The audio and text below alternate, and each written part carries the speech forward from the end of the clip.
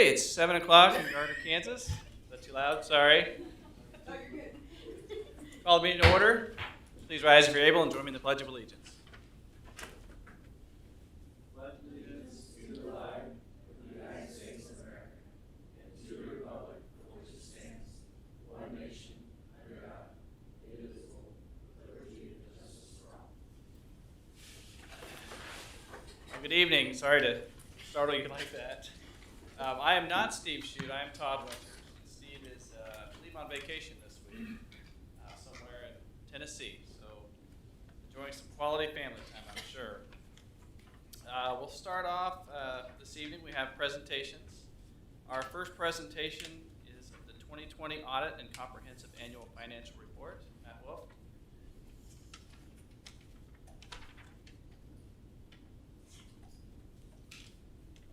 Good evening, Council President, governing body.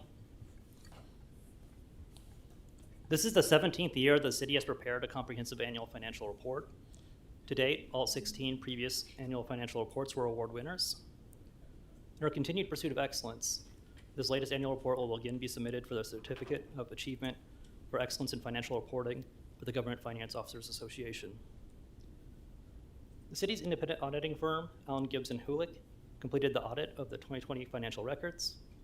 Mike Lowry, Senior Vice President Assurance, and Brian Holst, Senior Management Assurance of AGH, are here tonight to present the completed fiscal year 2020 audit to the governing body.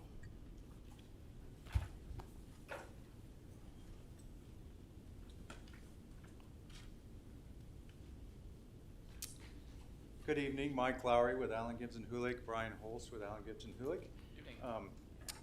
So I am the officer for the city's financial statement audit. Brian is the senior manager. He did the day-to-day audit work, and so we thought we'd let him present the audit results to council tonight. All right. So as Matt mentioned, we're here to talk about the annual financial report, but also this year, because of your coronavirus funding, we're also going to go through your federal single audit that was required this year because of the amount of funding that you got. So first, though, the financial audit, included in that is going through compliance with laws and regulations. We also look at your internal control processes and then see if things are working the way that they're intended. And then mostly probably what people think of with the financial audit is making sure that your books and records accurately reflect what happened during the year. So we're happy to report that all of those things, we didn't find any problems or issues this year, which is always good news. And then the opinion this year was unmodified, which doesn't sound fancy, but it's the best opinion you can get, also called a clean opinion. There weren't any issues or anything that came up during the audit. In addition, I mentioned the single audit. That's required anytime that the city gets more than $750,000 of federal funding that they spend in any year. So this year with your COVID funding, which was $650,000, that pushed you slightly over that $750,000 limit. So that was the only major program that was required to be audited. And again, we didn't have any findings or issues going through that process, but there is an additional report that should be in your packet because of that this year, specifically because of the federal funding. Then also in your packets is the governance letter, which includes several things that we're required to communicate to you. And I'm not going to go through the whole letter, but did feel like there's a few things in there that we'd point out. Normally, we would describe in there maybe some of the new accounting rules or things that you had to implement during the year. But because of COVID, everything kind of got pushed back a year. So there really wasn't anything new that you were required to implement this year. We also talk about uncorrected misstatements or significant adjustments that we made for the audit process, which again, you'll note there really wasn't anything in there because the audit went pretty smooth and there weren't anything major that we needed to adjust as part of the audit process. There's a section in there about accounting estimates, so I did want to take a minute to talk about that. The main things that you have that are estimates in your financial statements are related to your pension and also to your retiree health benefits. The liabilities for those are mostly calculated by external actuaries, and so we get their reports as far as what they're calculating and then recalculate the amounts to make sure that they're going into your financials appropriately. And then also your utility allowance for receivables, which we go through and look at the aging reports and make sure those amounts are tying out as well. So with that, again, because the audit went fairly smoothly this year and didn't really have any major problems, there were no findings or anything else that we felt like we needed to report in that section. So with that said, I think before I kind of turn it over and see if you have any questions, I did want to point out that the city was very, very well prepared for us, which is not always the case with other cities, and so we certainly do appreciate that. And that goes a lot to Matt and his department, and specifically probably Nancy and Jackie, who are sort of that front line of answering our questions and dealing with our day-to-day inquiries and getting us the information. So again, it's one of those things that kind of comes up at the end, but I do want to focus on that because nowhere near as prepared are some of the other cities that we go to. And so you do have a great staff here that does a fantastic job of getting ready for the audit. Sounds great to hear. So with that said, that was really all I had. Are there any questions? Questions from council? All right, Very much fantastic. appreciate it. Thank you. Okay, our next presentation, along these lines, presentation of the GFOA's Distinguished Budget Presentation Award. And come down there.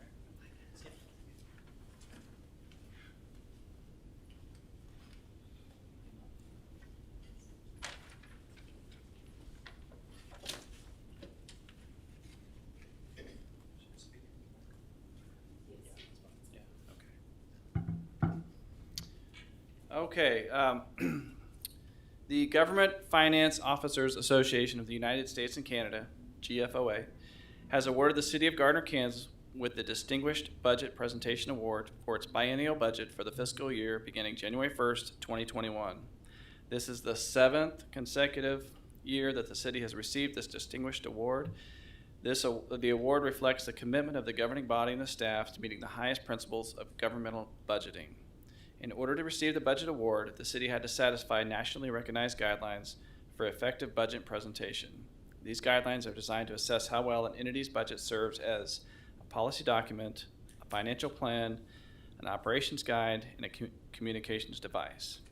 Budget documents must be rated proficient in all 4 categories and the 14 mandatory criteria with those categories to receive the award. So, my pleasure to present this award again, the 7th year.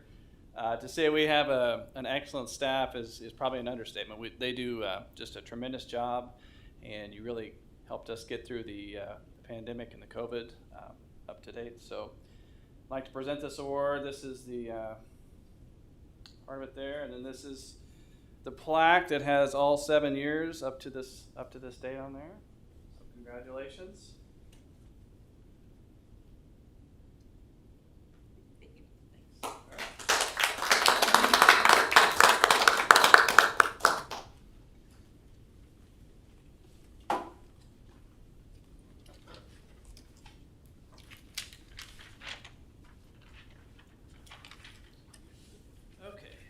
Our third presentation for this evening, Matt, you're up again. We have the 2021-2022 budget.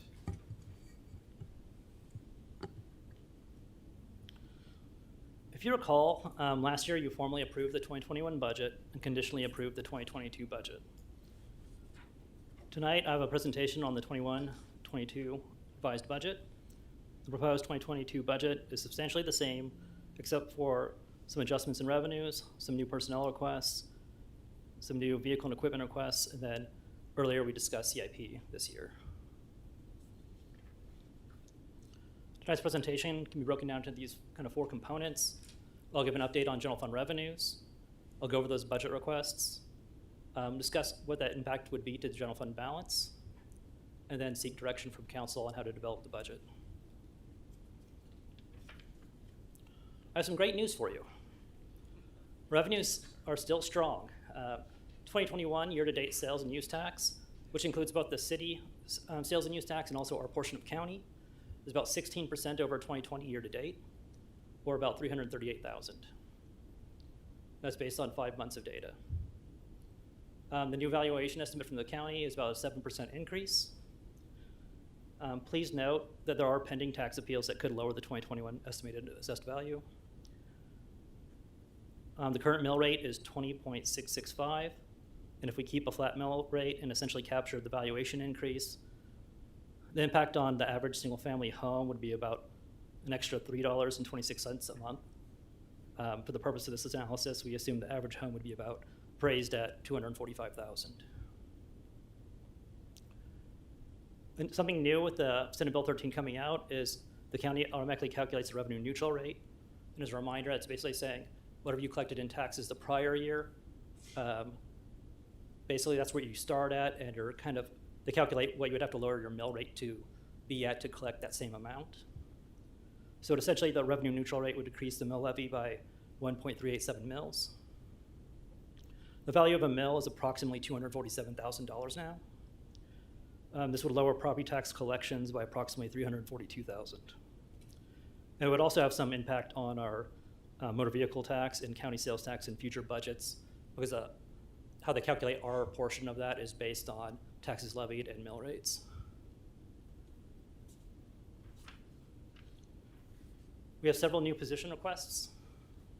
In Public Works, we have 3 new requests: 1 senior staff engineer, 1 senior maintenance worker, and 1 maintenance worker. From the police department, we have 2 police officer requests. And then the finance department, we're requesting a new staff accountant, and also to move a municipal court clerk from part-time to full-time. The estimated salary total is about $349,000. And typically, we seek guidance on how to on the cost of benefits, and usually associate that with 30 to 40%, depending on what retirement system they're under or what health insurance they take. It kind of varies a little bit. If these positions are approved, we'd like to start hiring there's a hiring process this 4th quarter, but they would likely not be filled until 2022. Other personnel requests include moving a building inspector to a plans examiner, a prosecutor to a lead prosecutor, and currently we have court-appointed public defenders, and we like to switch that to part-time public defenders, which would be basically a budget neutral impact. And if you recall, last year in the 2022 conditional budget, we included a 3% merit pool, which is roughly about $283,000.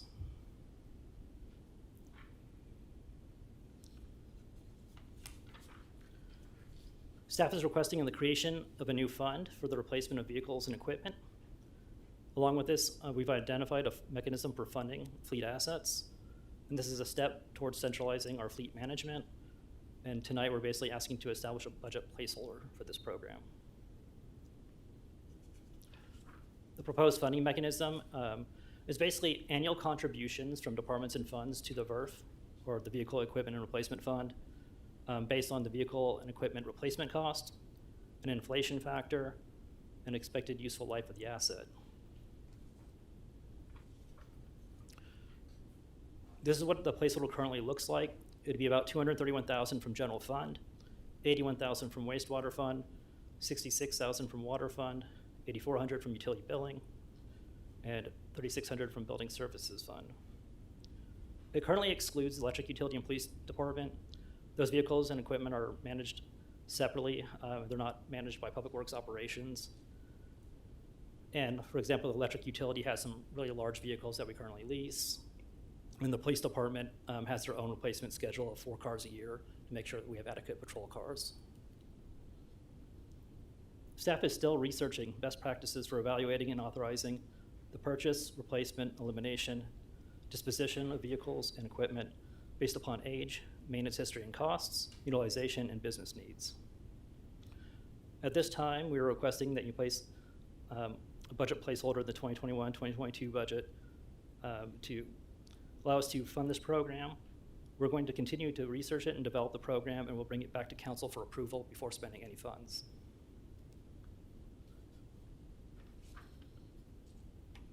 This slide shows what these new position requests and these vehicle requests would do to the general fund balance. Essentially, we have a target fund balance of 30%. At the end of 2021, we're actually projecting 38%. This is primarily inflated due to CARES money we received last year and strong sales tax performance in both years. By the end of 2022, this would drop to 33%. And then by 2025, the end of our 5-year forecast, we'd be at our 30% target fund balance. So essentially, we're over our target fund balance right now. The idea is to spend that down to the target fund balance. At this time, I'd like to get direction from council on new positions, vehicle and equipment replacement fund, and the mill levy. Thank you, Matt. Council. Thoughts? I'll start with one. Matt, for the increased sales tax, since it was a pretty good jump, 16%, is the plan going forward for 22, 23, 24, 25 to be basing it off that number, 20s number, a rolling average, something? We believe it'll kind of plateau. Sales tax is very volatile. Just because you have a couple great years of phenomenal sales tax growth, you don't want to make that assumption going out. It depends on what city sales tax seems to be doing better than county sales tax, so our projections for that are a little bit higher. Generally, I think in the out years we have a 3% increase for city sales tax and 2% for county. But it will vary on the year, and essentially the farther out we go, the less we show in assumption growth.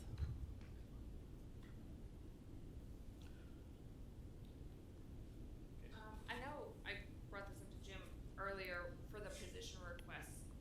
I know it's been talked about in the past. Was there any discussion about a civilian position in the police department? Yes. And is that, thank you. So Is we that had, something that we want to explore, or is it not a need at this time? I believe we had 17 position requests. When we went through 2 or 3 meetings to try to narrow that down to, 5 was my target, 5 to 7 was what we ended up with. We looked at prioritizing them, and the directors had to come in and talk about what we were lacking that we were trying to address with the new position, or what we needed to do to expand a service, or something that we did that we needed to add a position. So that's what we went through that process 2 or 3 times with each director and ended up on this list. I think this will right-size the organization with regard to the police, the front desk clerks. I asked for those positions when I was in Jay's chair, and my thought at the time was that because we were building a new justice center, that the expectation would be that we'd be open later at night. In reality, there hasn't been an outcry or a large service demand for those positions. They'd be nice to have. I don't know if more people would come to the station later at night, but they do have the ability, if they show up, they're directed to pick up the phone that's outside, calls dispatch, and an officer will respond to the station to take care of whatever they need. So at this point, those were 2 of the positions that didn't make the cut. I thought the police officers were much more important to get us to that point. I'm okay with the positions, and I know that there's a pay structure, but when you see these, and I think police officers are important, and I know this is a whole nother discussion, but that seems low for a police officer to me. I feel like, and that's a whole nother discussion, I know, but it's just my. That's one of the things I've noticed is that other positions are catching up there, not necessarily in city government, but in other positions, their wage growth Yeah, at the lower end is catching up to where we are for starting police yeah, officers. that seems low to me. I guess my concern, Matt, is the mill rate as SB 13 affects it. So we're gonna lose, I don't know, 1 point something in mill rate, is that correct? That's if you choose to go with the revenue neutral rate. Right. Basically, by July 20th, we have to inform the county if we're planning to exceed or maintain that revenue neutral rate. If we're going lower than that, we don't have to do that. It's really about transparency, and if you decide to try and capture the valuation growth, being able to justify it to taxpayers. And then 1 mil equals 247,000 approximately? Yes, and it changes every year, but Right. that's what it's at now. Yeah, it's grown since I've been around.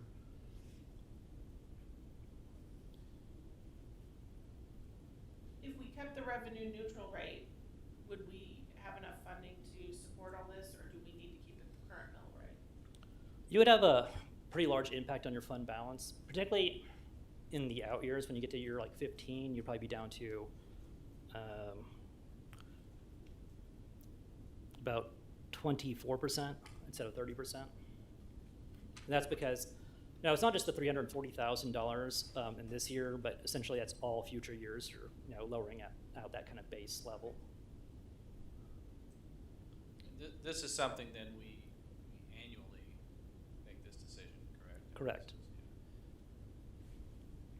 I think starting off behind the eight ball is not a good way to do it. We can go through this year and see how things go, but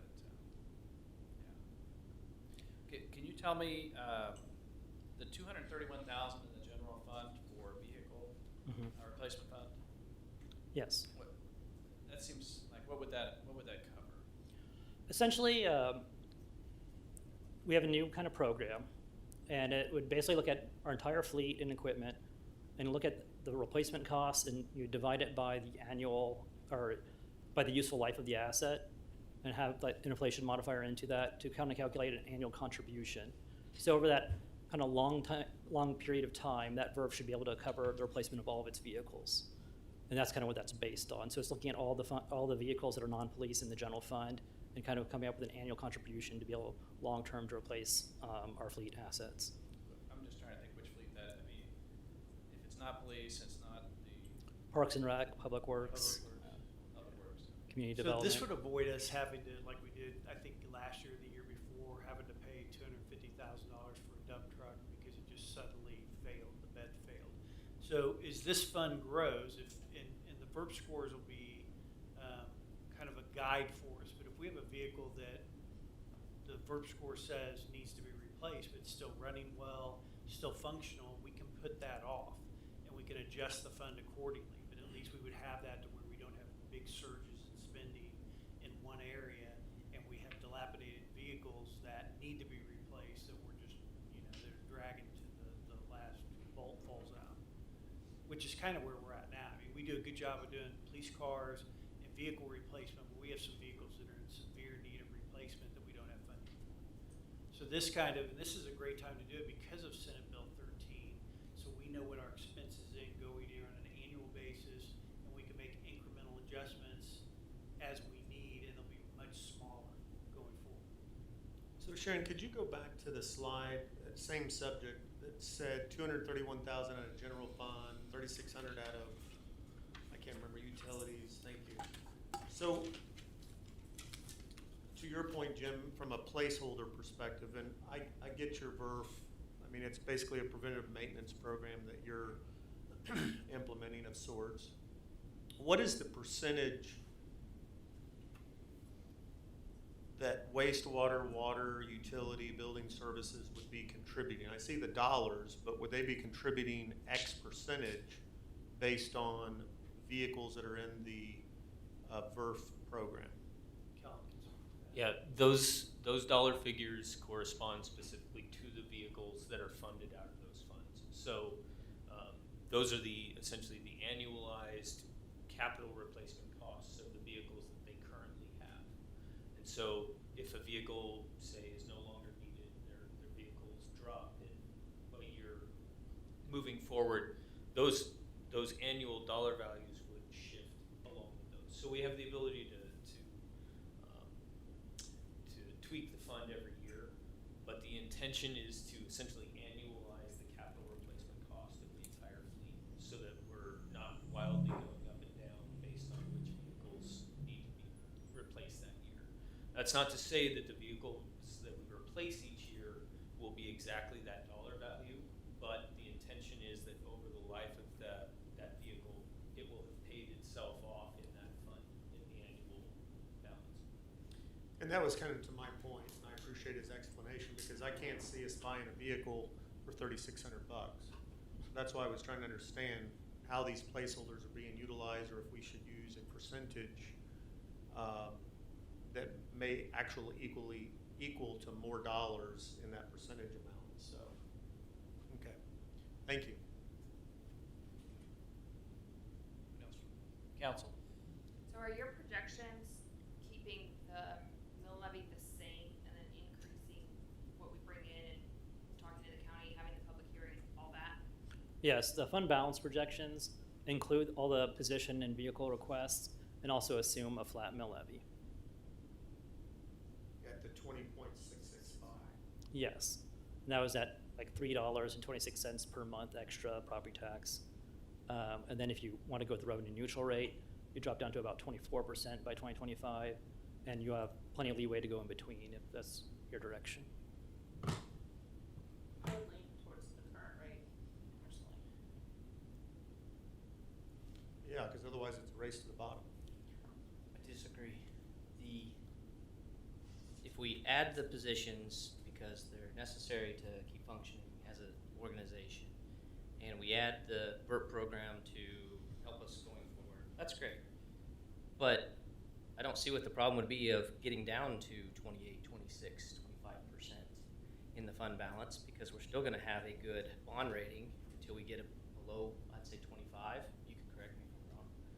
So, and that's 2025, which by then, hopefully we have some new tax revenue coming in from stuff on the other side of the interstate. So then, if we do need to adjust something, it will be a smaller amount spread across more people, more buildings. So I would be in favor of going to the revenue neutral rate and doing the changes with dropping our fund balance. So let's talk about the Grata development, because I don't disagree entirely with Councilman Baldwin, but if we're looking at it through Senate Bill 13, we've got to make sure we go through the steps, if you will. But I don't know that we're getting 100% credit for the growth that he's alluding to and that I agree with. Right. Okay, We're not. It's Okay. all speculation. at Right. this point, though. right. So if something goes wrong, That's where I was going next. So we're it gonna. would be better to address that from a position of strength than a weakness. But we can address that here. So we're still gonna be in a good position next year, and we can see how things are going with our development agreement with Grata and so on. We've got several things in the queue. We don't have to make a 5-year decision immediately. We can look at next year again and say, yeah, okay, maybe we do need to change the mill fit. But we don't have a need right now that says you must keep it at the original rate, to me. And so conversely, Matt, what is the savings to the citizen from 20.665 to wherever that other number went? What is Essentially, it would be the same that they paid the previous year. It might be a little bit lower because new growth would probably drive that down, so you'd actually probably see a little bit of a decrease for some people. So $2-3 still. It's going to vary quite a bit per house in their personal valuation. But. And one thing that we took into consideration when we presented it this way was we know we have some massive sewer infrastructure coming. And at that time, we're actually in the process of updating our rate studies. So at that time when we were talking about sewer rates, we're going to expand that conversation to kind of the total cost of government. So like if sewer rates are going up, what can we do like with electric rates or maybe even mill rates to kind of offset that increase? Versus a new tax. Yeah. Okay. And I think there's something on the agenda and consent agenda that we could talk about there too on that subject. So to Mark's point, just to play out the numbers, what does that look like if we go with Mark's recommendation? That would drop the fund balance down to about 24% by 2025. Okay, but back to the funding of all this, would we still be whole to Tori's point and be able to fund it at that mill levy? Yes, but what you're creating is a long-term deficit, and the farther out you go in that forecast, it drops out pretty dramatically after 2025 is our concern. So if that was the direction from council on the mill rate, we might want to talk internally if we want to remove some of those requests just so we don't create too big of a structural deficit. I would suggest we go back to the drawing board and take a look at it so we have good information, whether it's A or B, and then make a better decision. We do have a timeline that we need to inform the county if we intend to exceed or maintain the revenue neutral rate. Okay? But it sounds like we were planning to either do, I didn't hear anybody wanting to go lower than the revenue neutral rate, so we should just plan to go ahead and inform the county of that. Because state recommends that even if we're planning to maintain the revenue neutral rate, you still inform the county of that and still hold that public hearing later on, just so, just kind of the way it's calculated, we could get penalized by tax appeals if we don't do that. So you could actually technically end up with lower than the revenue neutral rate, even if that's your intention. So the recommendation would be to inform the county that we plan to hold that public hearing. So we don't have a week or two to look at this and run those numbers? No, I'm saying like, you have actually time. I'm just Okay. saying I'd like direction from the council to basically inform the county that we plan to either exceed or maintain the revenue neutral rate, to schedule that public hearing in September. We're not gonna exceed it. What if you keep the current level? Yes. Well, that's true. I'm Yeah. sorry. But I think we have consensus to either keep or exceed. Yeah, I don't think we're going below the current level. Right, Yeah. not below it. And then we'll be able to see those numbers thereafter?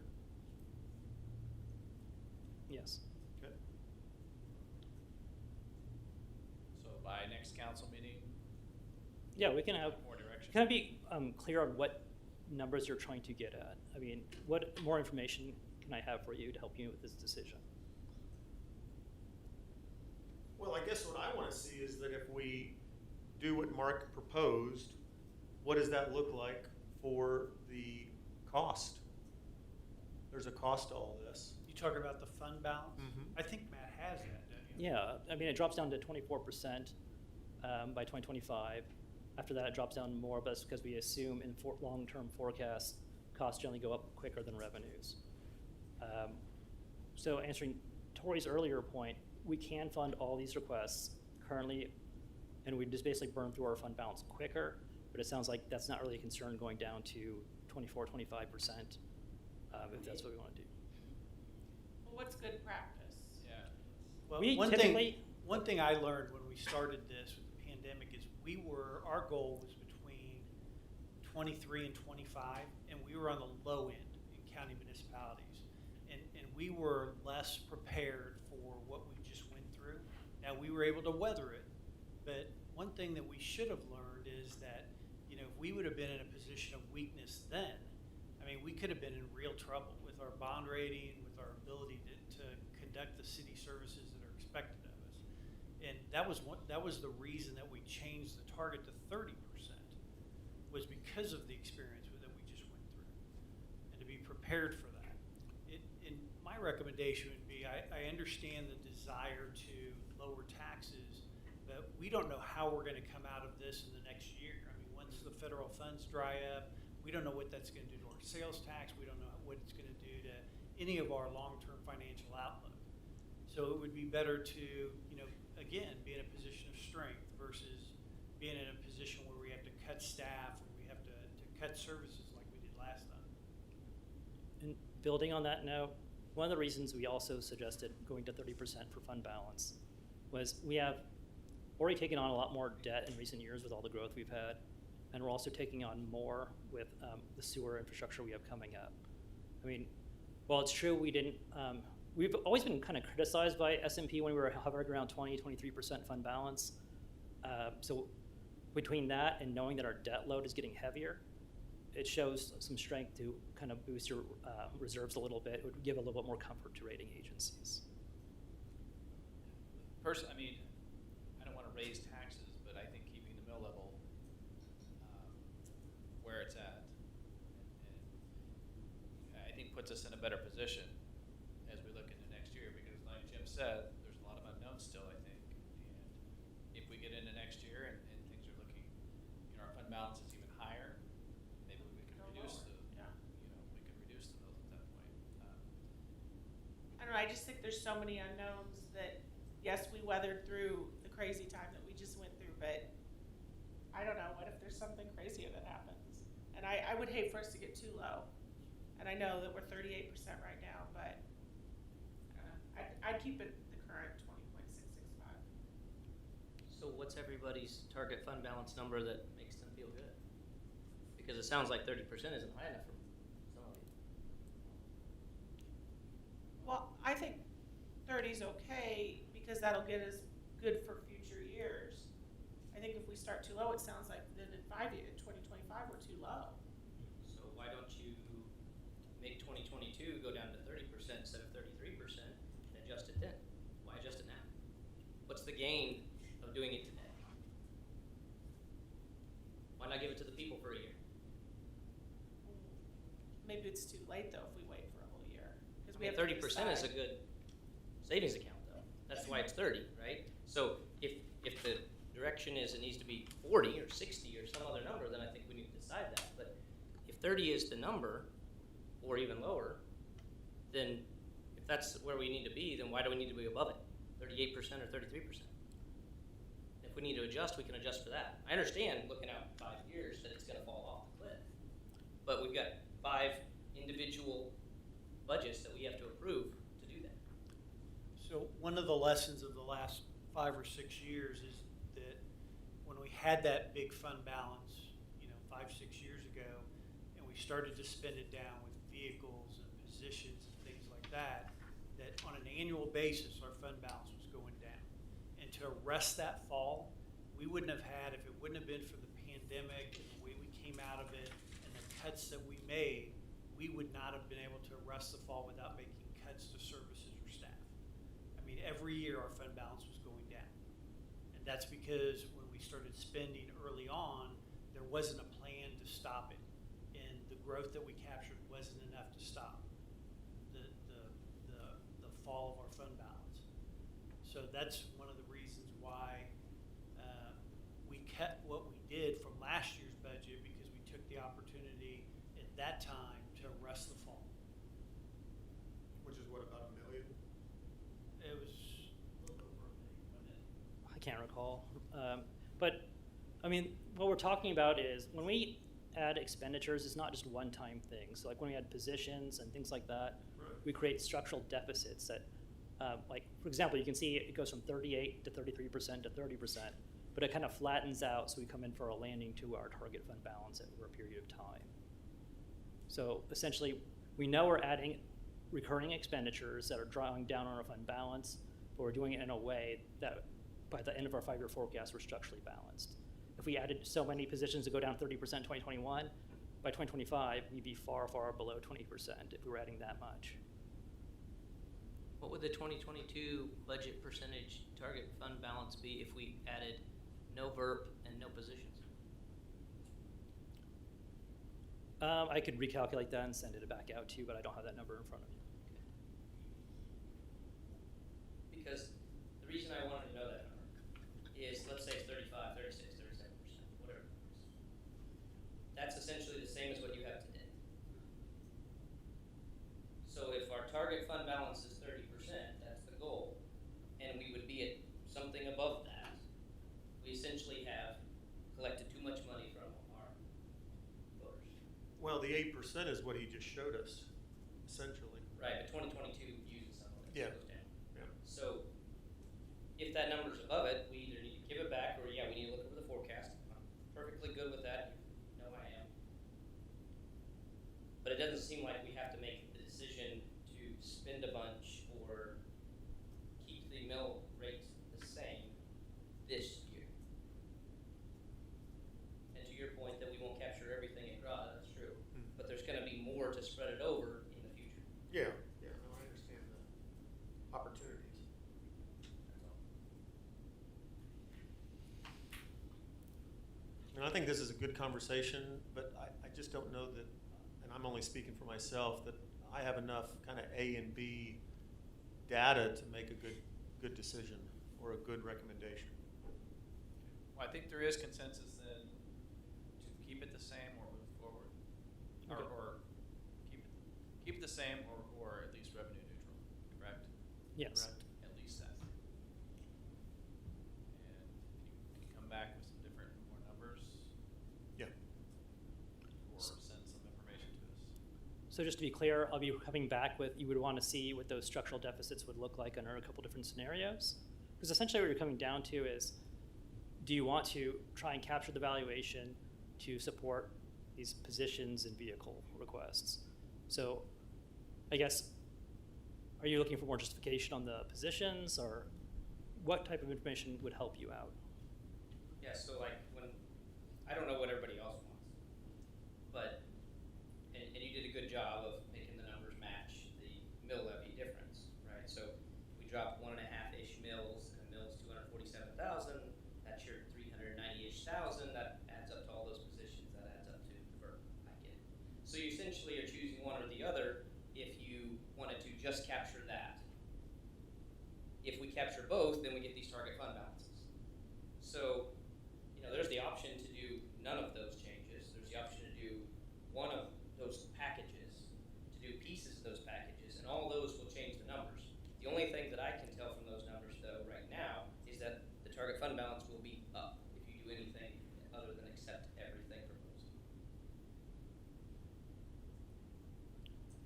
that's where I was coming from.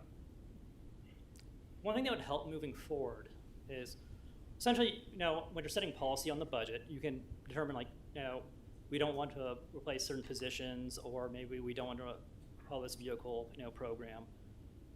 So it's kind of like, do you think it's necessary for the community? Then also, if it's really about where you want to end up with the mill rate, you could say what your target kind of mill rate is, and then staff can come back with recommendations to get up to that level.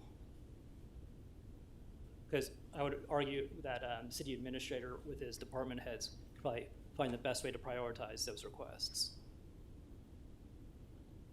When you say get up to the mill rate level, the Well, it mill sounds rate's predetermined, correct? You could choose any number above the revenue. Above the number? Okay. As long as we do a public hearing and it's approved. I'm not interested in that. Yeah, just to be clear, it's not just like, okay, you're going to capture all valuation, or you have to go with revenue neutral rate. You could say, well, maybe new improvements are 1.5%, and maybe we put something in for inflation. We want to be at 3.5% or something like that.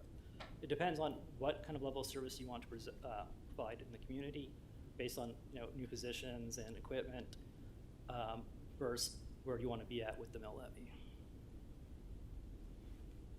That's kind of like, we have infinite options up here, right? Mhm.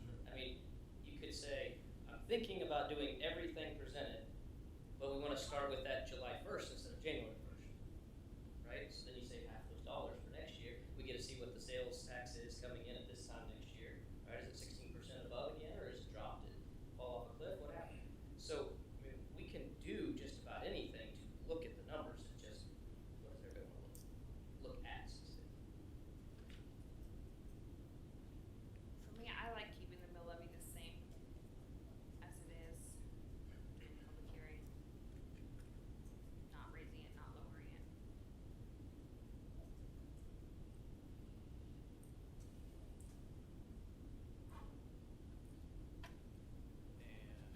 And so do we, maybe if you've got specific questions between now and 2 weeks from now, you could email.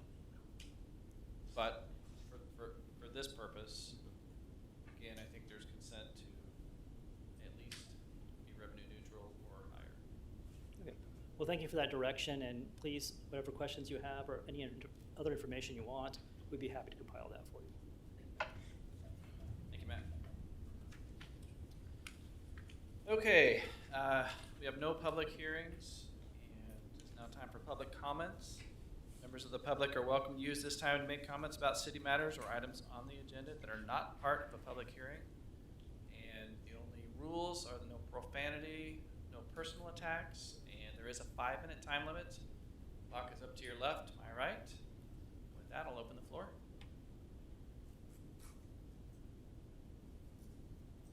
No one on my first time?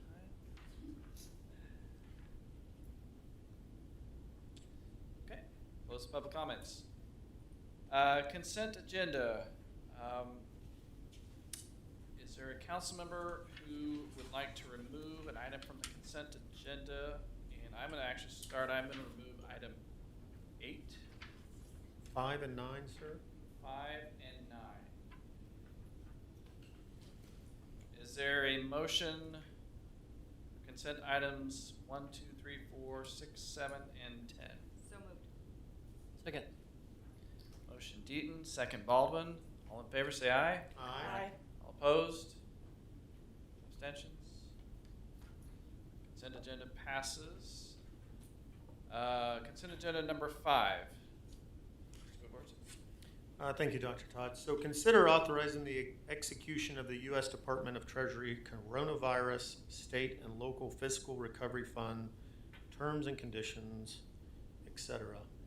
I guess what I wanted to understand and bring forth to the public was what is that disbursement and how is that disbursement made, and what is the disbursement intended for? Is it intended, as an example, for roads, or is it intended for wastewater and infrastructure? Yes. Basically, the total disbursement was around 3.3 million. It's going to be broken up into 2 different disbursements. The first half we'll get in July, and then the next one will come about 12 months after that. And there are some general guidelines what it can be used for. We're still doing research on kind of the details of that, and we're planning to come back to you before any of it's spent on anything. What we've been talking about the most is probably using it towards sewer infrastructure, which water and sewer infrastructure do count, roads do not. And that could help reduce future rate impacts to ratepayers. And also it'd be, on a side note, really easy for compliance also. Essentially that was a recommendation from the state on how to use it was one-time infrastructure improvements would be some of the easiest compliance. And also you could tie that back to lowering or mitigating rate increases for ratepayers. Yeah, I want to mitigate as much as we can for the citizens. Thank you, Matt. Thank you, Todd.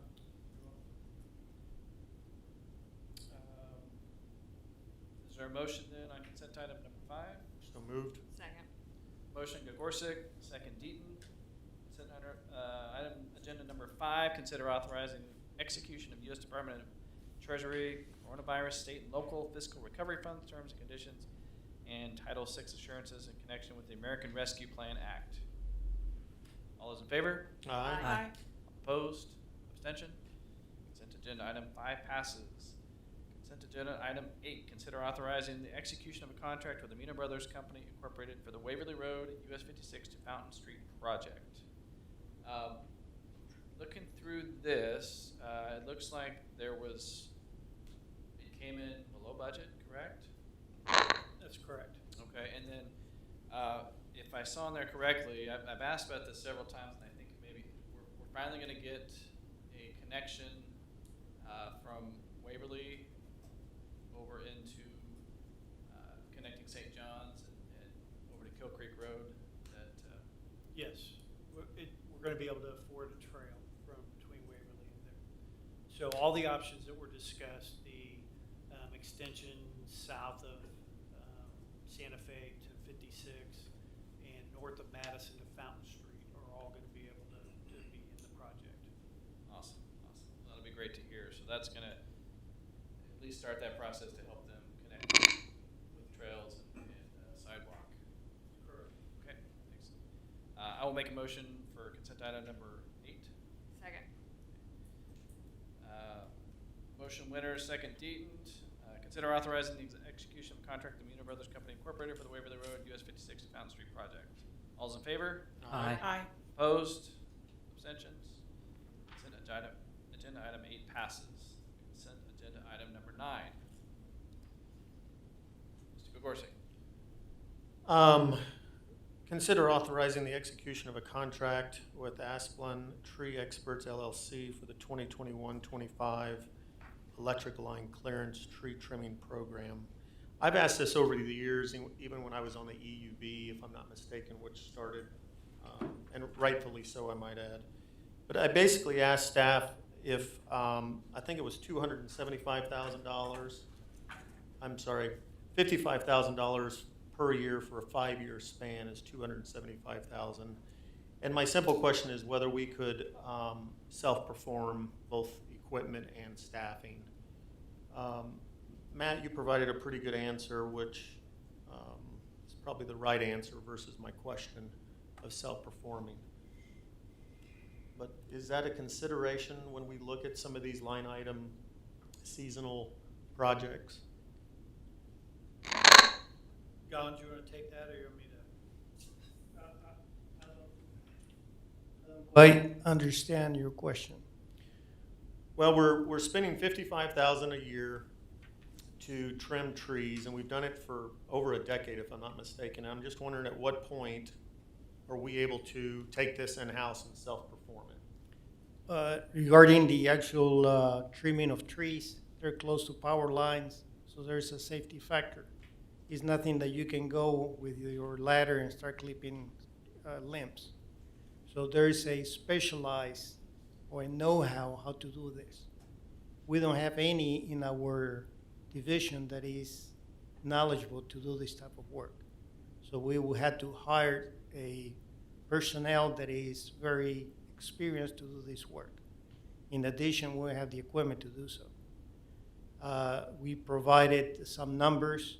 I think Amy NASA provided the numbers. At this point, the cost savings between outsourcing the trimming versus doing it ourselves is minimal, in my opinion. And that's because of the safety aspect. Okay, thanks, Gons. Again, we've been doing it for so many years. I just felt like there might be a line in the sand that we could actually self-perform. Just thinking that, you know, the tree growth essentially is what's driving the safety concern, and rightfully so by Gons and his team. I just didn't know if, you know, if that was an opportunity that we could look at in-house. Do you think that would ever be an opportunity, or is that just too much of a blue sky question? I've been here 6 years, nobody has asked me the question, but I can look into it and see if that's a possibility. Okay, that's all I had, sir. I do have to say that it's I think a worthwhile service, because there's a lot of times in the area, people have had problems with the ice storms and the tree limbs, and we haven't had it near like we used to. So I do think it's a valuable service. Thank I'll you. just note from my time on EB that we didn't talk about it often, and I do think we talked about it before Gons was here. And that's when we were getting, I mean, I remember the story of some lady that said, my husband has a chainsaw, he can do the work, called the office for it. And the problem that you run into is, right, the safety thing, but you never really get ahead, right? We did the 7 years, and now we're kind of just in a maintenance phase where we just keep it back, and it's a certain percentage each year, right? So you really never get to a point that there's a difference in the work being performed one year to another. So as long as you have the safety issue and we don't have additional resources as far as personnel to be able to do it, we're taking away from something else. So I don't see it being something we can self-perform soon. Doesn't mean we can't ever do it. But Fair enough. Appreciate your feedback. That's all I had, Todd. Anyone else? Is there a motion on consent agenda item number 9? So moved. Second. Motion Gogorsic, second Deaton. Consider authorizing the execution of a contract with Asplin Tree Expert LLC for the 2021-2025 electric line clearance tree trimming program. All those in favor say aye. Aye. All opposed? Abstentions? Motion passes. All right, moving to planning and zoning consent agenda. Is there a council member who wishes to remove an item from the planning and consent agenda?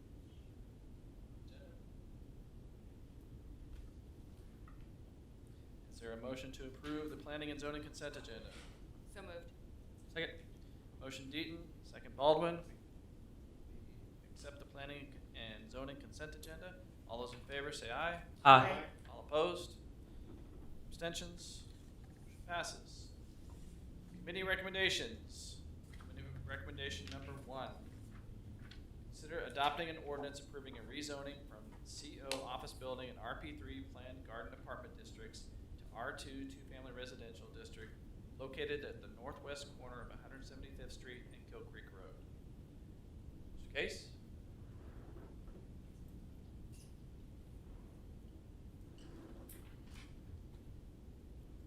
Didn't know I was going to have to officially give a presentation, but really this is a development that's a great example of a fill-in development that's happening over on the west-hand side of the community. This was part of a project that was a 156-acre development back in the early 2000s, and just never really developed over on that side. We're actually getting some development pressure to fill in those sites, and this is one of them. The reason why you do have the CO on it, there was a little sliver that was, for some odd reason, rezoned to office over there. The rest was garden apartment. This R2 is basically, to a lesser degree, less intensive zoning use for a duplex development. Is there any public comment on committee recommendation number 1?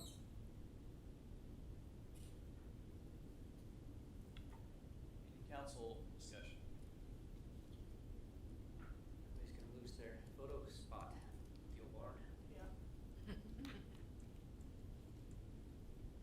That's mine. That's on here.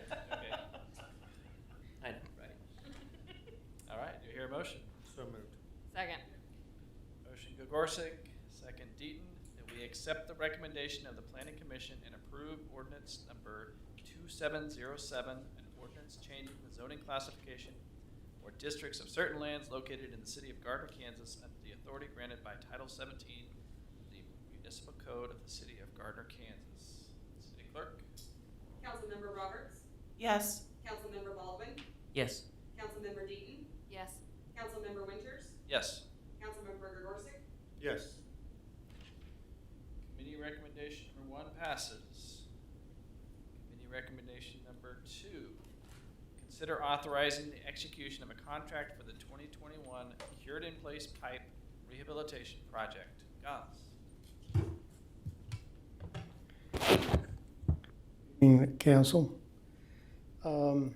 As a brief background, the inflow and infiltration program was a recommendation that came from the 2017 wastewater master plan.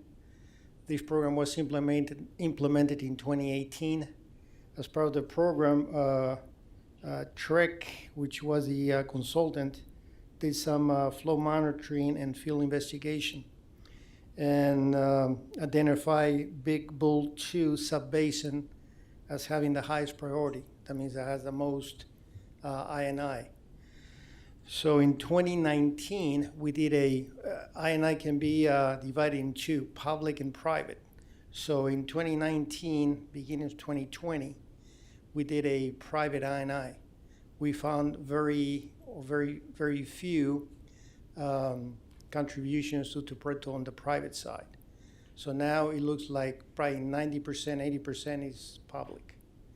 So in order to take care of this problem, we have, there's a process called Cure in Place Pipe, CIPP, in which the actual pipe, which is a clay pipe right now, will be coated with a resin. And basically you'll be forming a new pipe inside the existing clay pipe. This will seal all the cracks and any joints that are split. And it's a trenchless method, so we can, I think it's about 2 miles of pipe that needs to be recoated or coated, and that will save on time and materials. So the staff went ahead and put an invitation for bid for this, the CIPP rehabilitation project, and we received 5 bids. Out of the 5 bids, we're recommending SAK Construction. They have the lowest bid, but they have a lot of experience, and their proposal made a lot of sense. So we're recommending SAK Construction for the CIP rehab in the amount not to exceed $399,516.50. Any questions? We'll open it up for public comments. Seeing none. Questions from council? Yeah, Guns, I had a question. I apologize for not emailing it in advance, but how do we, the whole trust but verify, how do we verify that 8-inch, 9,954 linear feet of pipe is correct? All the pipes in this sub-basin has been inspected with a camera. Right. So we actually know the actual length that needs to be CIPP. So, and I apologize, Guns. What I meant is after the pipes are internally After you do, coated, then you have to do another flow Go back monitoring down. to verify how much reduction inflow and Okay. now, based on experience, when you do this type of methodology, or when you recoat the inside of your pipes, it's expected anywhere between 30 and 40% reduction. This also will extend the life of the clay pipe for another 20, 30 years. Yeah, I'm all in favor. I just got to thinking as to how you verify that the 9,000 linear feet are all coated, and so it's all in flow, that you would understand that it's correct. It's like the process is a liner Mhm. that goes between manhole and manhole. Then it's inflated, and that should actually cover or seal any cracks or the interior of the pipe. Excellent, thank you. It's a proven methodology or technology. It's not nothing new. So, Pretty fascinating. It's pretty interesting. Actually. yeah. What else? Is there a motion? So moved. Second. Ladies first. Motion Deaton, second Gagorsic. That we authorize the execution of a contract for the 2021 CIPP rehabilitation project to SAK Construction LLC in an amount not to exceed $399,516.50. All in favor? Aye. All opposed? Abstention? Motion passes.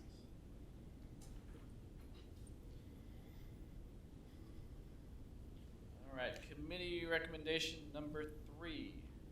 Consider authorizing the implementation of a pilot utilities rebate program for 2021 to be funded from the electric fund and from the water fund. Thomas. Yes, this program, I'd like to always give some background. Back in 2010, the city had a LED incentive program that was sponsored by the state of Kansas, if not mistaken. So if you open a new account with the city will give you 5-6 LED bulbs. So that would last for 1 year. When I arrived here in 2015, the UAC asked in 2017 if we had a rebate program. I did some research, and I found out that most of the rebate programs were focused on insulation, smart thermostats, LED bulbs, and some other energy efficient appliances. At that time, the commission didn't take any action. Last year, we had Ecologic, they're a consultant. They did a presentation to the UAC, but they're focused on the commercial side. So the UAC asked if we can implement a residential utility rebate program. So a lot of ideas came to the table, and they wanted to concentrate in 4 items. One is thermostats, go from a electronic to a smart thermostat. Then LED bulbs, which is what we had previously.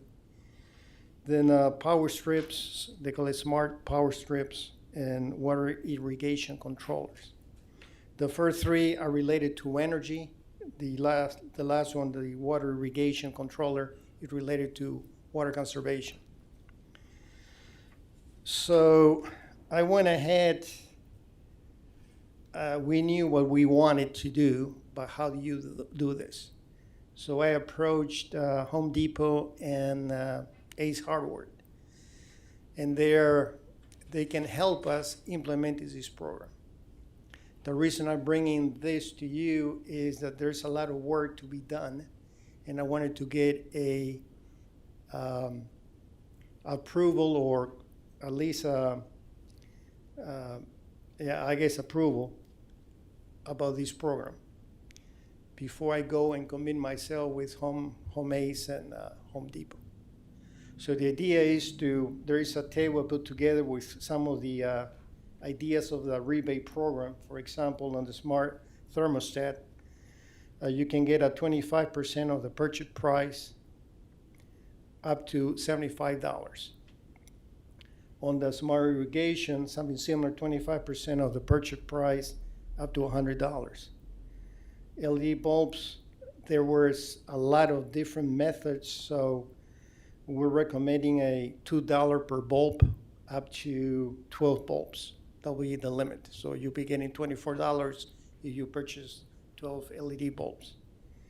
And the smart power strips, up to $20 per smart power strip. So before we go ahead and make the effort and make commitments with Home Depot and Ace Hardware store, was like to get approval to proceed with the program. Do you have any public comment? Okay, questions from council? I did. Is there any thought on, so the coupons come out and I can only buy these items at Home Depot or Ace Hardware. Ace, yes. So like, I just got my air conditioner replaced through an HVAC company. If they provided the smart thermostat, or if I paid extra for them to install a smart thermostat, that wouldn't count because the coupon is only for those places. That question came from the commission itself. And I said, if it's within, I mean, that's up to the city to decide how much flexibility we want to give to our customers. That's something I can consider, but I have no vote really,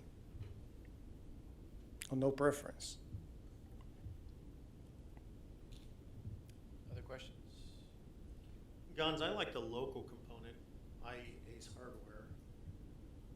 I do understand what Casey's talking about. And it would be first come, first served then? First come, first serve, up to reaching the 25 and the 25 and 7. And we're trying to do it in 2021 as a pilot. I like the local component, but I also would like, maybe you could bring your own receipt from, if you got it somewhere else or installed from somewhere else. I don't know, I kind of like that flexibility. This is my opinion. The reason to go with Ace or Home Depot, they can give you a coupon. So if you purchase a thermostat, you get, let's say, $100 rebate. That $100 will be billed to the city and we'll pay it. I don't know how to manage if you do it manually with somebody bringing a receipt, how do you give back that $100? You get a discount Through electric. on your bill the next month or something. So that now we're including utility billing That part and of it, other yeah, departments. Or, yeah, you submit it, it's gotta get approval, and then they mail you a check, and then that is finance, mailing out checks for $12. That sounds like That- fun, doesn't it, Matt? That sounds like a nightmare. I would agree. Oh, sorry, I was just wondering, so like, we did Ace, I love it, local. We did Home Depot, rate is convenient, why not Lowe's then, and, you know, things like that. That's kind of what just came into my head is, why did we stop at just those two? If we're gonna do local only, is it only Ace Hardware? Home Depot is maybe 3 miles down the road and Ace is local. That's why. Then Walmart, they don't have that variety of products for us to take advantage. When we looked at this on the UV before, we talked about pros and cons, and one of the pros was that, in theory, everybody would, use the device properly and buy the device in the first place, then use it, and that would help us from a utility perspective, right? We have to produce less water, we have to produce less power, buy less power, etc. But looking into it, at least then, there wasn't a whole lot of data to show that that actually happens. And I researched it again this last couple of weeks and couldn't find anything that really said that having a program like this would be beneficial to the utility. So if it's not really beneficial to the utility, i.e. all the customers, then we're really just, this is the trash conversation and every other conversation where we're subsidizing somebody else's purchase or benefit. So I'm actually not in favor of the program unless we can find data that shows that it would benefit, we're gonna save X dollars, and you don't know how many people would take advantage. But if 10% of people bought a smart thermostat and it saves 3% of usage, that would reduce this many kilowatt hours, and how would that affect our load factor or whatever? It'd be hard to calculate that, I know, but I don't think that data exists because there's been several private companies that have done this and other municipalities across the country, and it's more of a sounds good, but I don't think there's any hard data to prove that it actually has a benefit. So I would recommend not doing the program without more data. I would be open to looking at it further down the road, like we were in 2017, but not right now. I don't know that I did the same research you did, Mark, but I made some phone calls to some of my peers at work, and they basically said that if there is a positive, it's negligible. I mean, from a kilowatt usage on the electric side specifically. I don't know anybody on the water side. The other thing I wanted to point out is this is from 2017. No, what I was trying to give you is a background of this rebate program that goes back to 2017 and probably before I was here. Gotcha. I think in 17 it came up because that might have been the time that we got all those fans. I don't remember how we acquired those fans, but people could come in, first come, first serve, and get a portable fan. Oh, yeah. It was a limited supply. I think it might have been the state as well. I don't remember on that one. So we talked about, yeah, does it make sense to do some sort of a program across the board? That's how it came up, if I remember right. So, sorry. Walk me through how this would happen, because it says on all of them, they must call to get pre-approval. So I'm gonna call up the city, say, hey, I wanna get LED light bulbs. Do you guys ask what brand I'm planning on purchasing, and then I come here, get a coupon? On and the then Ace and on the buy it? table under there was a column that we will have something on the web with what Okay. devices are available. And then I would print off a coupon and bring that to Home Depot, or? Actually, already Home have it? Depot will give us the coupon and then we'll have to give that to the customer. Okay. They were very specific, it had to work that way.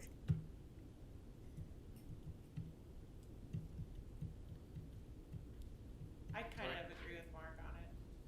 I don't, it seems like a lot of, I don't know. It does take a lot of staff Yeah, effort. It takes a seems lot like of- there's a lot of staff time, and I don't know, I don't think a lot of people, I think a lot of people will go through their own HVAC and they can't even use this service, and I Or don't know. Walmart or Amazon. Or Amazon or places. whatever, and we have no real good way of reimbursing them without causing a lot more work. So I kind of agree with Mark on this one. I like the idea of it, I Yeah, just I don't. mean- That's what we looked at it for. It sounds good. You I- think it makes sense, but That's the reason I brought that to the council, because he will require a lot of work and doesn't want to do a commitment and then said no. no. And the committee looked at it and they talked about it quite a bit. I was just looking at it more from the data of what's the, you know, Randy likes to say ROI, right? And there really isn't much. I mean, those individual people get a few things. Well, I mean, I like the thinking out of the box, but I just don't know if this is the right project for us. So it sounds like there is, No consensus. I think there's consensus to not. or, yes, not So doing would we do a motion So, for not moving forward with the program? Is that how we would do this motion, not move forward, or? No, I think just John's has. Fails for lack of motion? Yeah, I mean, sorry. Here I am violating Rule 1. I don't know that you need a motion to not move forward. I think you just don't move for it. And we've had the presentation. Okay, thank you. Thank you, Gonz. Thanks, Gonz. Okay, no old business, new business. New business item number 1, consider adopting a resolution authorizing the public sale of certain general obligation bonds of the city of Gardner, Kansas. And Matt, yeah, we've got Tyler standing by as well.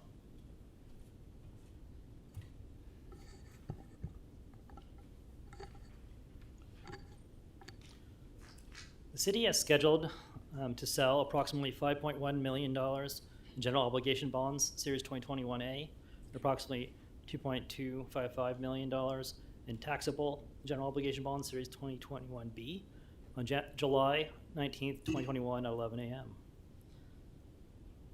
Your agenda packets included bond sale documents prepared by Municipal Advisor Kimmel.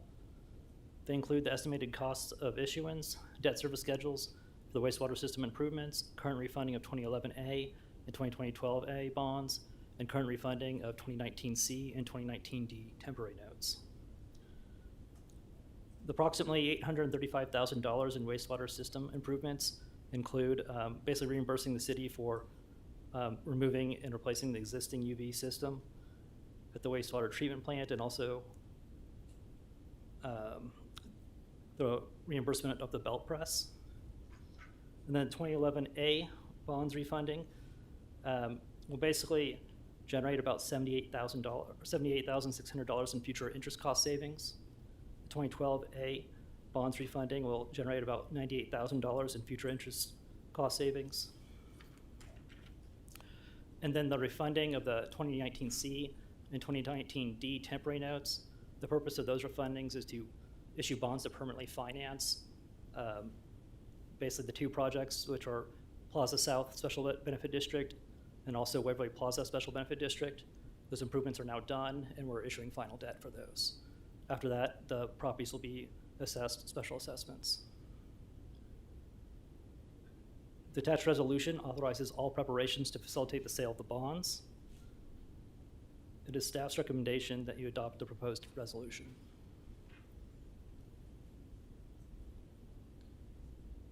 And do we have any questions, any public questions or comments on new business item number 1? Council? Questions? I did have a question. July 19th, just curious why it's so far in the future. Is that just to get all the documents in line? or- Tyler, correct me if I'm wrong, but generally that's usually a couple of weeks before we actually move on to the next step in the bond sale process. Is that right? This is Tyler. That's correct. We need time to work with staff and work with Ellers to prepare the offering document, the city's preliminary official statement, get that information together, make sure it's correct. And then there's also some additional time to publish that offering document to the market ahead of the sale. So it's typically about 4 to 6 weeks between when we have the council consider the sale resolution that you're being asked to consider this evening and when we actually conduct the sale. Okay. Anyone else have questions? Do I hear a motion? So moved. Second. Motion Deaton, second Gregorczyk.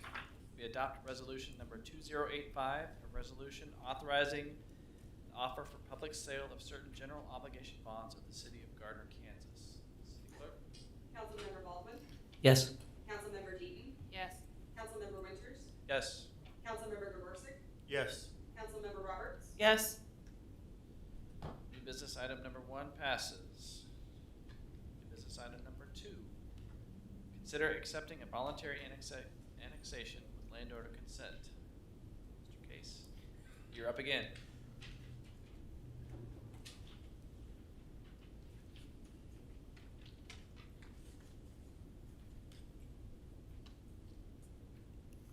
Good evening. This is a voluntary annexation. Property is comprised of 98 acres, also basically right around 100 acres. It's located in between Madison Street and 167th, and in between Poplar and Waverly. Straightforward. Is there any public comment or questions? Council? Any questions? Is there any? I'm just curious, because this property's been there forever. So anything that we can publicly disclose as to why now? Sure, actually, we do have an application in for a rezoning petition to go from, of course, I believe the property is zoned to RUR. It's being rezoned to R3. No, sorry, R4. Okay. Thank you. Do I have a motion for business item number 2? So moved. Second. Motion Deaton, second Baldwin. Do we accept the voluntary consent annexation request of the Beverly Bergdorfer Revocable Trust property for Jude Bergdorfer and Janet Davis trustees and adopt ordinance number 2708, an ordinance annexing land to the city of Gardner, Kansas. Councilmember Deaton, Yes. Councilmember Winters, Yes. Councilmember Grigorsic, Yes. Councilmember Roberts, Yes. Councilmember Baldwin, Yes. New business item number 2 passes. All right, moving on. Council updates. Start with Chief Belcher. Nothing tonight. City Clerk? Yes, there was a recent update to the state liquor laws regarding Sunday liquor sales. They have changed the law to allow selling by 9 a.m. instead of noon. And in order for the city to comply with that, we do have to bring forward a new ordinance to comply with the state law. I'll be bringing that forward in the next couple of weeks. Yes, I just want to say thank you to my staff again, especially Nancy and all of her work on both the audit, the annual report, and also the budget. Her and the rest of the Fiscal Services Division, I'm just really fortunate to have them. They're fantastic. And this wasn't just the normal budget presentation award. Essentially last year they changed a lot of the requirements on us, so I'm glad that they met those new requirements and we still had a consecutive award, so I'm proud of them. Amy. Yes, especially as we're going into election season, make sure that if you guys are attending public events such as ribbon cuttings and such, that you're letting Sharon and or Danica know, so that if we need to publish a notice of quorum, we can do that if more than 4 of you are attending the same event. You're allowed to do that, but we should be publishing a notice of quorum, letting the public know that there will be a quorum of the governing body present. Okay. So, Todd, if I may, is there an example that we haven't? Because the only ones I attend is when Danica tells me they're happening. Or is that just a FYI? Just an FYI as we're moving into Yeah. more ribbon cuttings as things begin opening up more. Yeah, I just want to make sure I'm compliant. Okay, thank you. Spencer. Nothing from me except thanks for a nameplate. It's nice to be loved. You're official now. Yeah. Gantz? Two things. Greta, Water One is about 50% with the water extension, which is hopefully we'll get it within the next month or so. On the sewer side, the boring across I-35 started last week. They already bored about 160 feet. So we're hopeful they'll be done before July 4th. Water, Hillsdale. The system have been checked. We had a delay on chemicals, so we should start producing water this week. The conditional acceptance is set for June 24th.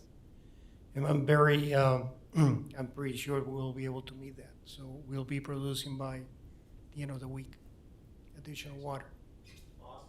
Yeah, that's awesome. Very good, thank you. Adrian. Yeah, I'll just give a quick pool update. We are, good news, fully functional over there. We have full staff, full services operating, so that's good news. We, this weekend, had a high attendance of almost 1,300 people, pool, high temps, so that was good. Our front office continued to sell pool passes every day. They keep coming in, so that's our pool update. I was able to get out there on Saturday. Yeah, Saturday. And everything was flawless, so. Busy. Great, yeah, busy, yeah. Yeah.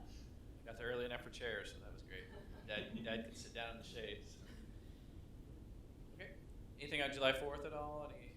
Well, we are now officially 2 weeks, just under 2 weeks out. So yeah, super pumped about the event. Yep, we're ready to go. Excellent. Case. Well, I thought I should clarify that comment about the annexation.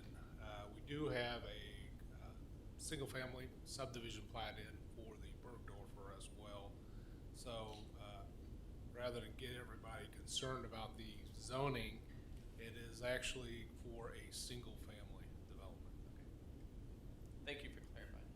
Not a problem, that's it. Yeah, okay. Mr. Headley. All right, a couple things. Next Monday night, June 28th at 7 p.m., we will have the second Public Works and Accessibility Advisory Committee meeting. The PWAC will be at the Senior Center. And I believe, Tori, you said you'd be able Yes. to attend this time, so Yes. that will be good. Secondly, I wanted to give an update on the US 56 upcoming project.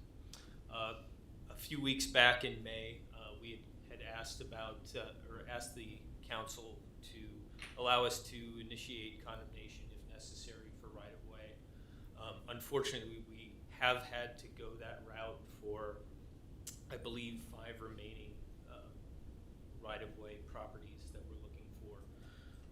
We've received the schedule of the condemnation procedures for those remaining properties. We gave that to KDOT, and KDOT used their project timelines and have revised their letting date on that project to October. That's based primarily on just their general, they have a set time period between right-of-way acquisition and award. We're continuing to work with KDOT to try to minimize that time in between, but due to the condemnation necessity, it set us back a little bit. And they won't start the project until all of it's done. Right. So it's not like they're gonna start at the tracks, even though there's no condemnation issues down there, they won't start until we have it all in place. Right. Is there What- a chance that maybe those could be done sooner and then we can start sooner? There is a chance. That would be if the condemnation process had to go all the way through. The main problem is if even one of them has to go all the way through, it sets the whole thing back to that point. So when the city is awarding a contract like this, we can take a little bit of risk in moving forward before right-of-way is done, but KDOT does not allow that. It's unfortunate because October's pretty late and our street is bad, our road is bad. Well, that's just for the letting. I know. Construction won't start till November. Yeah.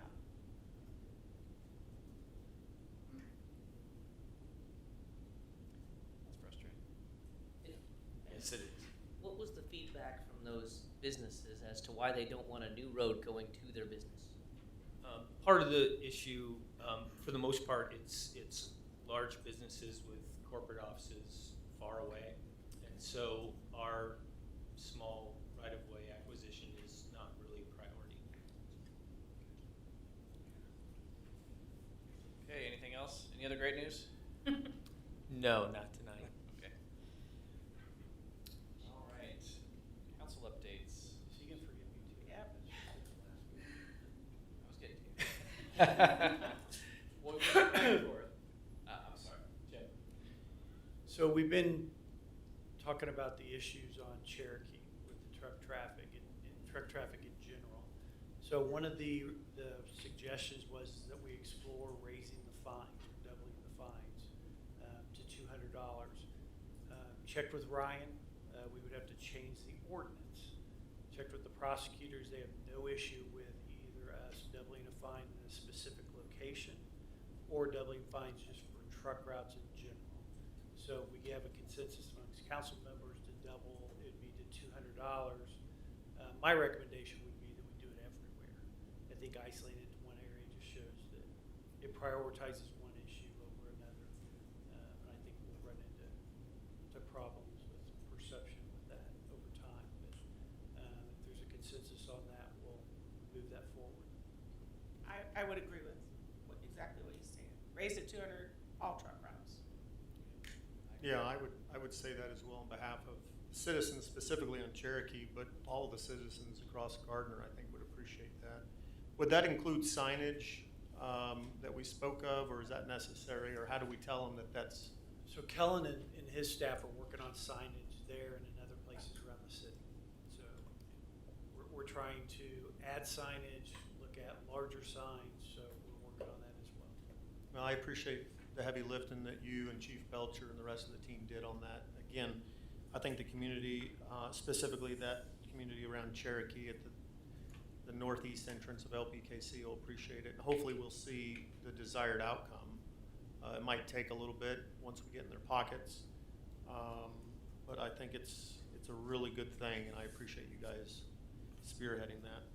And we are also revisiting the Southwest Johnson County area plan, and originally we were going to touch on most of the main areas of that plan, but after all the municipalities got together with the county, consulted, we're going to narrow that focus just down to traffic.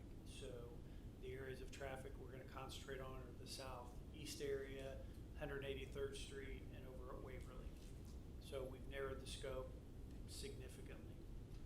We're going to start that probably in the next month or two. The county's working on the organization of that now. Excellent. Thank you so much, Jim. I'm glad you didn't miss him there, Todd. Yeah, I want to come back to him eventually. Anything else, Jim? No, that's it. Thank you. Thank you.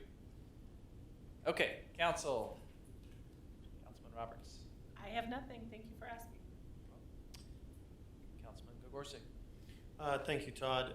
First, again, thank you for that comment, Jim, and glad to see that's going into play because that was one of my off-agenda follow-ups. I would assume that we're ready for the air show as a community as best as we can, not knowing what's about to hit us. Well, I can tell you we've had those meetings, and we actually have a tabletop exercise that we're doing in preparation for the air show, and that's this Thursday. And the ops plan is ready to go. So that weekend, it's going to be all hands on deck, including me. I'll be out and about working because we're going to need everybody we've got that entire weekend. And is the firehouse over at New Century going to be kind of headquarters for that? Yeah, this is going to be the command post over there. And then we're also going to have the Justice Center open for not only our people, but some of the other agencies that are out and about. If, somebody needs to come in and cool off and get go to the restroom, get a bottle of water, something like that. But we are going to make sure we seal off our parking lot because we don't want people thinking it's going to be okay for them to come in there and park because we're still going to be conducting business. I mean, we'll have people drive into, walk-in reports and stuff like that. So it's going to be a very busy weekend, but I think it's going to be a nice weekend because there's going to be a lot of things going on here in town, and it's going to be really, really busy. But I can tell you we're going to be very, very happy when July 5th gets here. And I assume we'll get the bicycles out? Yeah, we'll have all hands on deck. I mean, everything that we've got is going to be deployed that weekend. So that's where I'd want to be, is on the bicycle. Same topic for Matt, and I asked this of Laura Gorley years ago, but how do we understand, and again, I know this is a municipality, not a business, but how do we understand kind of the return on the investment? I mean, we haven't made a ton of investment in the air show, outside of Chief Belcher's team and the prep part of it. But how do we know what kind of sales tax we've generated and transient guest tax and all that stuff? Because I know from years ago when I supported the Blue Angels, I think the average is like $500 per family for beer, ice, swag, etc., hotels, etc. Are we able to figure that out? Generally speaking, from financial reporting side, all of our sales tax numbers and all that are aggregated on a monthly basis, so we're not able to pull it out how special events really do. I believe Belcher actually has a comment about this. So one thing that we have already done is we have submitted an estimated invoice to the air show what it's going to cost for our people, and so we're going to get that return coming back to us. Right. And I guess you could do a year-to-date number or compare July of 2021 to July of 2020, which is, I guess, an anomaly in itself, but into 19, where we only had the fireworks show with no air show versus air show, fireworks, and all the other accoutrements that come along with Independence Day. We could do that, but like I already said, our sales tax is already up 16% this year, so there's other factors involved there, but I mean, that could at least give us some general indicator if it's increasing. Yeah, just something to look forward to. I guess the last item, Jim, on the coronavirus state funding, again, that's taxpayer money, we all know that. How would we see a priority list that would align with the requirements for that $3.25 million? So I anticipate having a work session once we get better guidance. The interim guidance came out last month. The new facts they just put out 4 days ago didn't clarify. It's very, very broad. It touches on things that not only the CARES Act funding also included, but I mean, it expands it to business grants and home grants and all kinds of things. That there are other funds that were made available through ARPA that address those specific needs, but they're also included in what municipalities could do. So we're gonna have to have a discussion on what all's available for funding. I think a work session is a great idea. I will send you the guidance, the interim guidance and the facts. The interim guidance is 40 pages, the facts is 17, so it's a lot of reading. It's very broad on what you can do with it. And there's a lot of competing interests in there that make it a tough deal. Well, I'm not a CPA nor was I a math teacher, but this equates to about 13.2 mils in revenue, if I'm not mistaken. If 1 mil equals 247,000, and we're getting 3.25 approximately, that's about 13, almost 14 mils. So I mean, we should be able to do some real damage based on everything we talked about when Matt was at the podium to try to. But we have huge needs in our sewer infrastructure. That's my point. Yeah, that's my point. And we already know that water and wastewater are not a revenue generator like electricity, i.e. they pay the pilot, but I think there's some wonderful opportunities to roll that in and not proverbially tax the community a second time when it's their money that's supporting this coronavirus thing.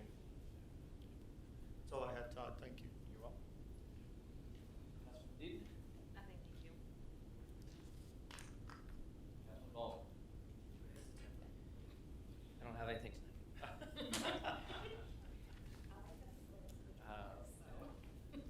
I just want to again thank Matt and his staff for winning again, 7th consecutive year. Just a great job all around. And one more thing to Randy's point, I think there's certainly the sales tax and those kind of numbers that we can look at from the air show and the July 4th, but just the publicity alone is going to be incredible. I think I mentioned this last time, but I've heard national Fox News is going to be covering some of this, so it's really going to give us a lot of exposure. Yeah, and to your Get ready point, for Todd, that. I think, and my data might be a little old, but it's like the first or second largest spectator sport in the United States behind NASCAR. Again, my data might be a little old, but I mean, there's a ton of kids and families and veterans that come out and, just really enjoy the air show. And I just think it's a great boom for us. And if I'm not mistaken, we're already scheduled for the following year.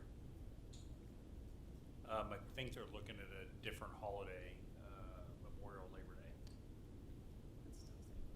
Same location though, sir?